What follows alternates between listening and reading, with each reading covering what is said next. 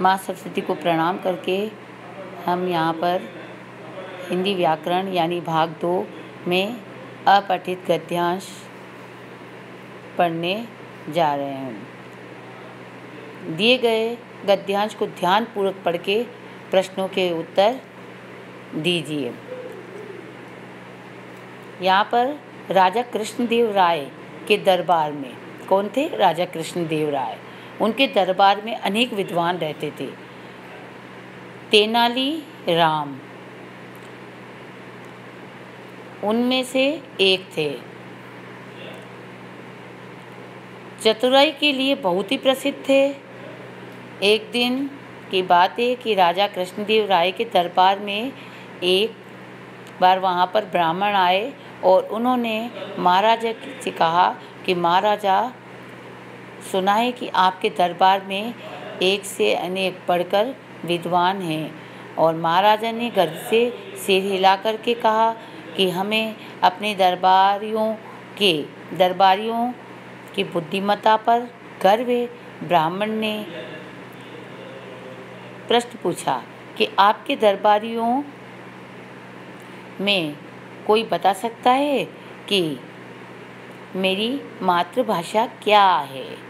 फिर उसने प्रश्न तेलुगु में बोला और फिर तमिल, फिर पंजाबी, हिंदी, कन्नड़,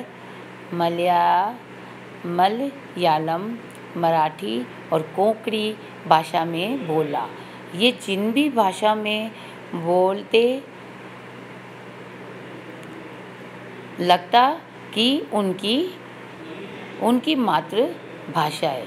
वो जिस भी भाषा में बोलते थे, इतनी भाषा में बोला, ऐसा लगता था कि उनकी खुद की मातृभाषा है। सभी दरबारी चुप हो गए और कोई निर्णय न ले पाया।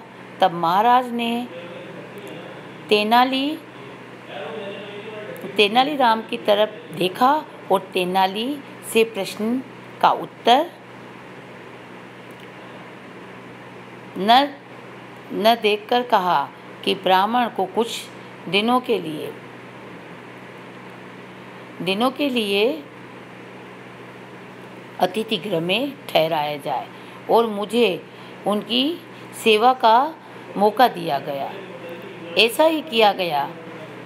अतिथि गृह में ठहराए हुए अतिथि के यहाँ एक दिन जब अतिथि पेड़ की छाया में विश्राम कर रहे थे, तब तेनाली उनके पैर छूने के बहाने से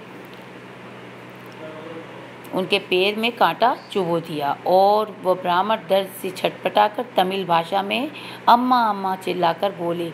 तेनालीराम तत्काल वैद्य को बुलाकर उनका उपचार करवाया और क्षमा भी मांगी। अपने ही दरबार में महाराजा के सामने तेनाली ने उत्तर दिया कि ब्राह्मण की ही भाषा तमिल है। महाराजा के कुछ कहने से पहले ही अतिथि ब्राह्मण ने कहा कि तेनाली कमाल के हैं, तुमने बिल्कुल ही सही उत्तर बताया। तब महाराज ने प्रसन्न होकर और उपहार स्वरूप अपना कीमती हार उतारकर तेनाली को भेंट किया।